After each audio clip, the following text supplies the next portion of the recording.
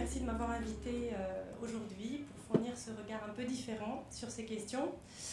Donc je vais vous parler des enjeux de la globalisation du médicament à l'échelle locale à partir de réflexions anthropologiques que je mène à partir de la situation du Bénin, du Ghana et du Cambodge.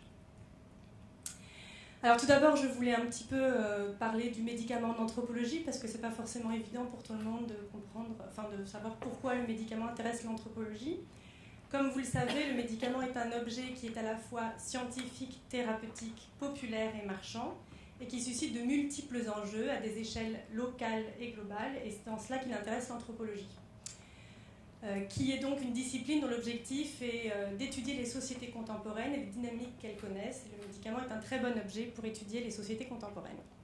La naissance de l'anthropologie du médicament date au début des années 80 à travers des études qui ont d'abord été conduites dans les pays du Sud. Les chercheurs étaient alors interpellés par la présence des médicaments jusqu'aux foyers les plus reculés. Donc en fait, ce sont des chercheurs des universités d'Amsterdam et de Copenhague. Ça, c'est l'ouvrage un petit peu fondateur, The Context of Medicine in Developing Countries. Au début, l'objet des études au départ étaient les modes d'utilisation de ces médicaments par les populations, bien souvent en comparaison des recommandations de la biomédecine, et les circuits de distribution, notamment informels, qui intéressaient beaucoup les chercheurs, qui interpellaient les chercheurs.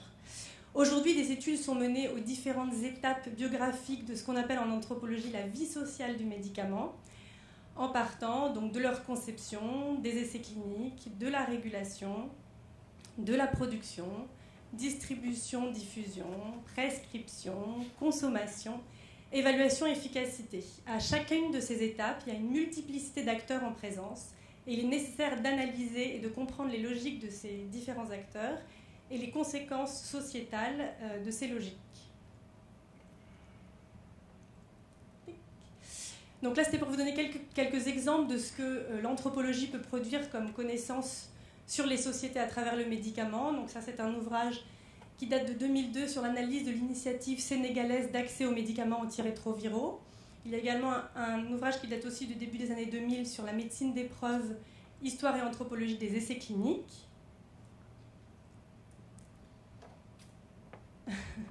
Un ouvrage tout récent de Christine Peterson sur le Nigeria et les marchés, la distribution du Nigeria et les liens entre l'économie globale, notamment des États-Unis et celle du Nigeria. Un livre un petit peu connu intitulé « Une médecine inhospitalière », sur les relations entre soignants-soignés, parmi lesquels le médicament est un objet évidemment clé, et un ouvrage assez récent aussi de Sylvie Fenzang, que vous connaissez peut-être, sur l'automédication.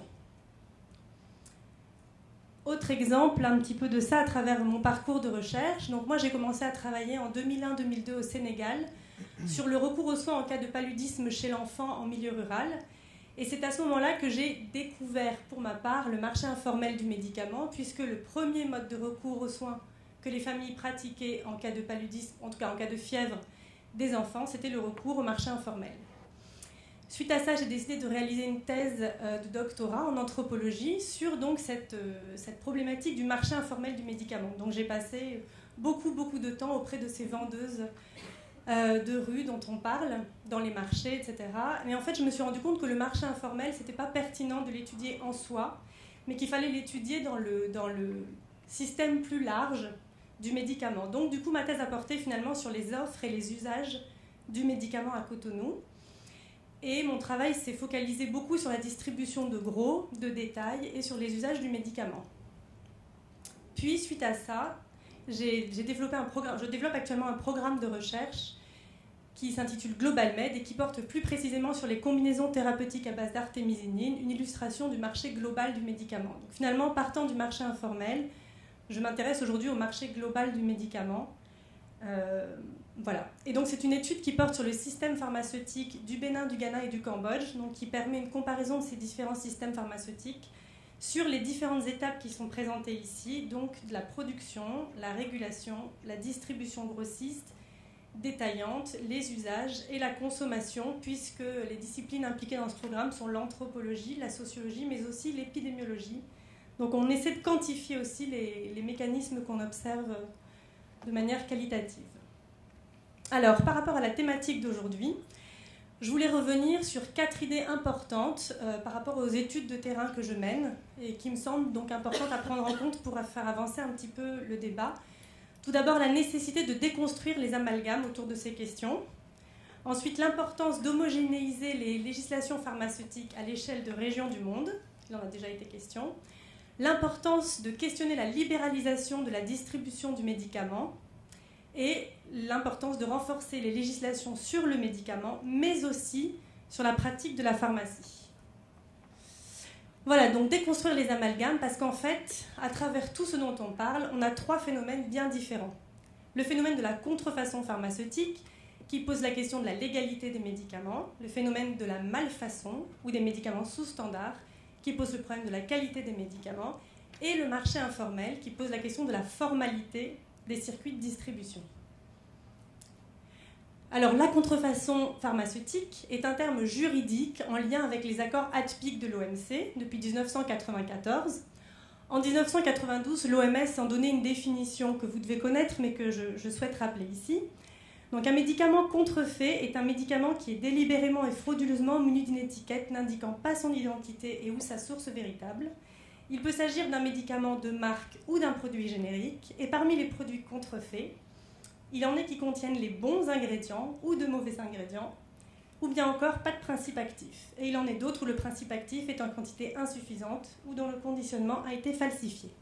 Évidemment, autour de cette question, il y a eu beaucoup de polémiques autour de litiges sur des brevets pharmaceutiques concernant des génériques fabriqués dans les pays émergents, notamment d'Asie, puisque la législation sur les brevets pharmaceutiques n'est pas homogène dans le monde et qu'elle est spécifique à chacun des pays ou à chacune des régions du monde. Du coup, pour éviter cette question de la propriété industrielle, on a proposé donc d'utiliser un autre terme, donc notamment dans la Convention Médicrime. Ce qui est assez étonnant, c'est que la Convention Médicrime porte sur la contrefaçon pharmaceutique, mais précise bien qu'elle n'entend pas répondre aux questions relatives aux droits de la propriété intellectuelle. Ce qui est un peu étonnant, puisque le terme même de contrefaçon est avant tout un terme juridique, qui renvoie donc à ces fameuses ATPIC de l'OMC. Donc plusieurs experts se sont mis d'accord sur le fait que la question de la contrefaçon, c'était un peu compliqué, donc il fallait parler de faux médicaments ou de médicaments falsifiés.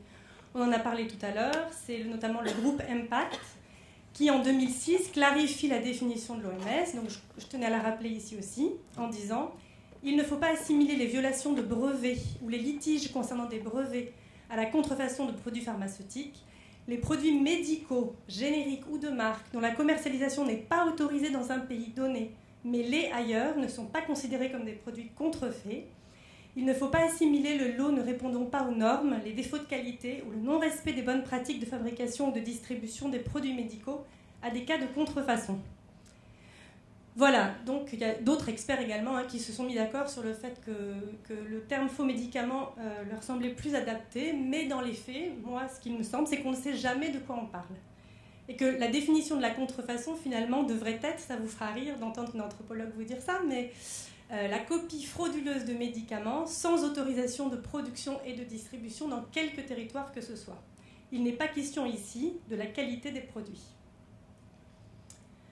Par contre, la question de malfaçon ou de médicaments sous-standard, là, il est question de médicaments qui proviennent de fabricants authentiques et de bonne foi, mais qui comportent des problèmes de qualité, non-conformité avec l'emballage et avec l'une des pharmacopées reconnues. Donc là, il est bien question de qualité des médicaments et éventuellement de nocivité des produits. C'est une notion encore différente de celle du marché informel du médicament qui préoccupe beaucoup les pays francophones d'Afrique et beaucoup moins les pays anglophones, comme je le soulignais tout à l'heure. C'est vraiment une réalité des pays francophones d'Afrique, en tout cas pour l'Afrique de l'Ouest, puisque c'est surtout ce que je connais. Donc le marché informel, c'est quoi? C'est les pratiques de vente et d'achat de médicaments hors des formes imposées par l'État et par le système de santé. C'est ce qu'on appelle au Bénin les bonnes dames, qui sont des marchandes ambulantes, des vendeuses de bord de voie, en marché, dans les boutiques, transports en commun, etc. Ce qu'on appelle également, à travers certaines associations ou organisations, on parle des médicaments de la rue. Et donc, il y a une assimilation très forte des médicaments du marché informel à la contrefaçon et à la malfaçon. Et donc, moi, j'ai mené mes études pour ma thèse donc, dans le grand marché d'Antokpa de Cotonou, dont on parlait tout à l'heure, dans le secteur Adjigunle. J'ai réalisé une observation participante pendant 2 ans auprès de ces 1000 boutiques très bien achalandées en médicaments. Et qu'est-ce que j'ai observé? Parce que donc, j'étais vraiment présente au quotidien dans ces boutiques. Qu'est-ce que j'ai observé? Qu'il y a 3 types de médicaments qui sont distribués dans le marché informel. Mais surtout, ce qui est important à rappeler ici, c'est 2 sources principales d'approvisionnement. Les circuits formels du Bénin et des pays francophones, et les circuits formels du Nigeria et du Ghana, donc pays anglophones. Et alors là, en fait, aujourd'hui, dans le cadre du projet Global Med, j'observe le marché formel du médicament au Ghana, donc le marché Okaishi, et je peux vous dire qu'on voit les vendeurs informels francophones venir acheter en masse les médicaments dans ce marché, qui est un marché formel, autorisé, régulé, et qu'il n'y a aucun problème pour qu'ils achètent ces médicaments. Ensuite, ils les ramènent dans les pays francophones en traversant les frontières de manière informelle, mais l'achat est tout à fait possible et tout à fait autorisé dans ces pays anglophones. Donc ce que ça pose, ça en fait, c'est les différences de mode et de sources d'approvisionnement entre les pays francophones et anglophones d'Afrique de l'Ouest. Et finalement, plus que les faux médicaments, la question qui se pose là est celle de l'hétérogénéité des procédures d'enregistrement en Afrique de l'Ouest. Alors voilà, donc ces médicaments ici, qui sont clairement perçus dans les pays francophones, on l'a vu d'ailleurs à travers le petit flash tout à l'heure, qui sont perçus comme des médicaments de la rue qui tuent, eh bien ils ont des AMM dans les pays anglophones, ils sont régulés par la NAFDAC ou la FDA du Ghana. Ce qui fait dire donc aux personnes avec qui je discute dans les entretiens que je mène, notamment un père de famille là qui me dit si ces médicaments tuent, ça ferait longtemps que tous les Nigérians et les Ghanéens seraient morts. Voilà. Donc, en gros, ce qu'il semble important, c'est de clarifier les définitions des différents phénomènes, de mettre en place des solutions adaptées à chacun d'entre eux. D'après une littérature en santé publique que j'ai lue, la malfaçon semble être un problème de santé publique plus préoccupant que la contrefaçon, ce qui demande à améliorer les compétences des fabricants, à renforcer les agences de régulation et l'efficacité des contrôles aux différents niveaux du système pharmaceutique. Il importe aussi d'homogénéiser les législations et les autorisations de mise sur le marché à l'échelle de régions du monde, comme là dans le cas de l'Afrique de l'Ouest, et notamment également dans celui de l'Asie du Sud-Est, par exemple. Mais on sait qu'il y a des enjeux de pouvoir importants entre les pays, des questions de leadership sur ces questions-là, puisque les autorisations de mise sur le marché, c'est également, donc ça c'est écrit dans la littérature, c'est également un contrôle de la concurrence entre les industries des différents pays. Donc là, il est question des discussions entre la CEDEAO et l'UMOA au niveau de l'Afrique de l'Ouest. Mais si on reprend, c'est des discussions entre l'Union européenne et les différents pays européens dans les années 70, qui ne voulaient pas tous se retrouver sous la tutelle, entre guillemets, d'une agence européenne. Et puis ensuite, la question s'est posée entre l'Union européenne et les USA. Donc finalement, les Européens ont décidé de se mettre en agence pour contrer un petit peu la FDA américaine. Et ces questions se posent également, j'imagine, en Asie du Sud-Est. Alors une autre chose sur laquelle je voulais revenir, c'est que les questions de qualité et de falsification du médicament amènent généralement à interroger les législations liées à l'objet lui-même. Donc les autorisations de mise sur le marché, les droits de propriété industrielle, le contrôle qualité. Mais mes études montrent qu'il est important de se pencher aussi sur les modes de distribution, de gros et de détail, qui stimulent cette production pharmaceutique.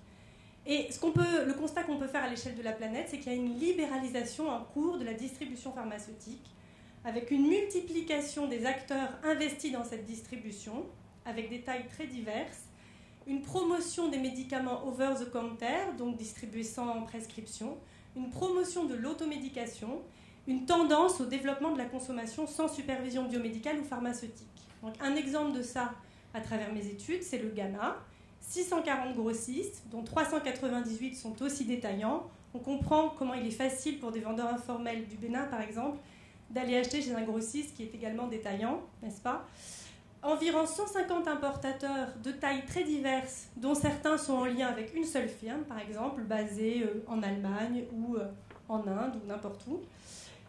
2175 pharmacies d'officine, 10 324 drugstores, et le prix des médicaments dans ce pays est libre. Un autre exemple là-dessus, le Cambodge, où la distribution de gros est également relativement libéralisée, avec 296 sociétés privées d'import-export, dont, comme pour le Ghana, certaines peuvent être en lien avec une seule firme, et un prix des médicaments libre. Conséquences. Alors après, comme je disais tout à l'heure, il est important d'étudier les avantages et les inconvénients de cette libéralisation de la distribution. Elle stimule la consommation pharmaceutique, ça c'est sûr. Elle améliore l'accès géographique et financier aux médicaments des circuits formels, à la différence du Bénin, où dans les circuits formels, le médicament reste quand même d'un accès géographique et financier moins facile. Mais par contre, cette libéralisation peut poser des problèmes en termes de santé individuelle, l'impact sur l'organisme individuel des individus, en termes de santé collective, avec par exemple le développement de résistance, et aussi en termes de qualité de médicaments, car plus le nombre de personnes investies dans cette distribution est de taille variable est important, plus ça peut poser des questions en termes de qualité des médicaments. En conclusion, les questions de qualité et de falsification des médicaments appellent un renforcement des agences de régulation chargées de l'importation et de la production des médicaments, un renforcement des contrôles aux différents niveaux du système pharmaceutique, mais aussi un renforcement des agences chargées de réglementer la pratique de la pharmacie. S'assurer que le médicament ne devienne pas uniquement l'affaire de businessmen. Or, c'est la tendance actuelle partout, renforcer la législation sur le médicament et assouplir la distribution pharmaceutique. Le terrain que je mène montre que finalement ces deux questions vont de pair et qu'il est nécessaire de bien peser le pour et le contre de ce système.